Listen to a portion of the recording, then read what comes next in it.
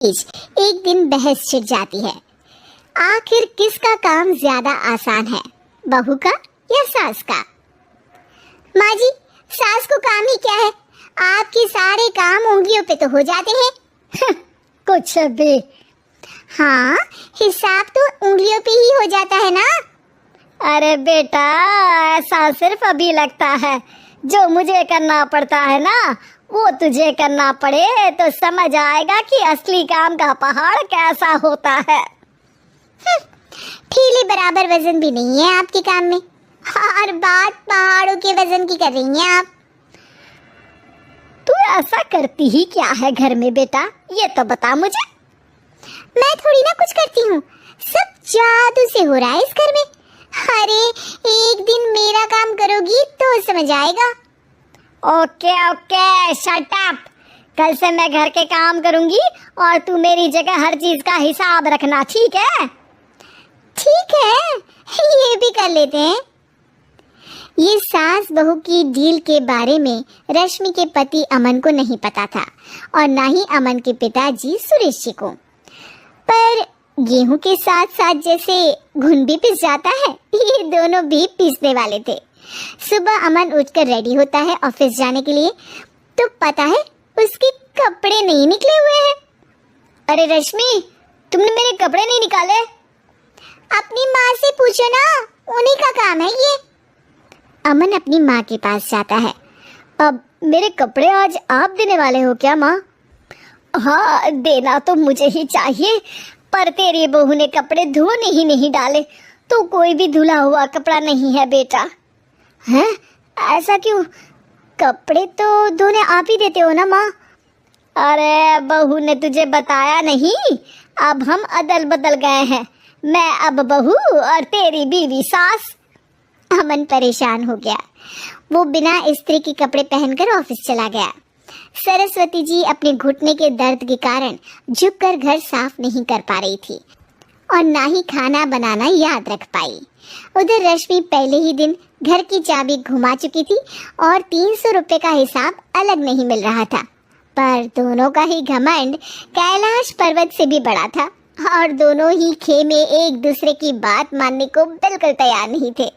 शाम को जब सुरेश जी और अमन खाना खाने बैठते हैं तो सरस्वती जी उनके सामने गाजर और पपीते लाकर रख देती हैं।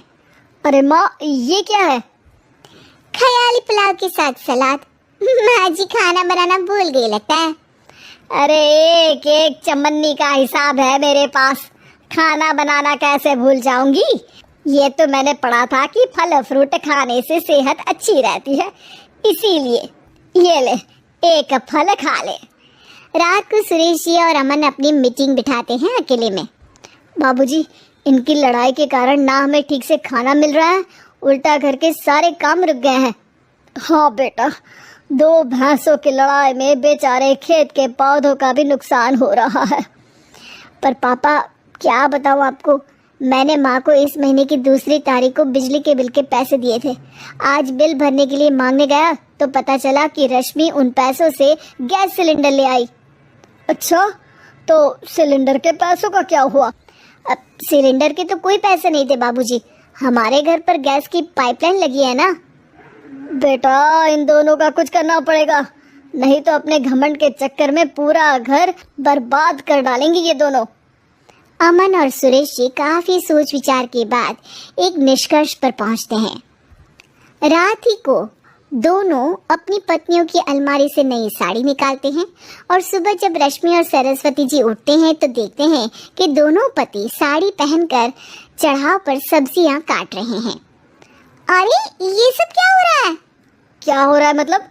हाँ, आप दोनों अदल बदल हो सकते हो तो हम क्यों नहीं? अरे क्या मतलब? नहीं नहीं, मेरी भी बचपन से किसी की बहू बनने की इच्छा थी, तो आज से सरस्वती तुम बड़ी बहू, मैं मिडल बहू और अमन छोटी बहू। अरे लेकिन सब घर पर बैठ जाएंगे तो कमाएगा कौन? ये घर कैसे चलेगा?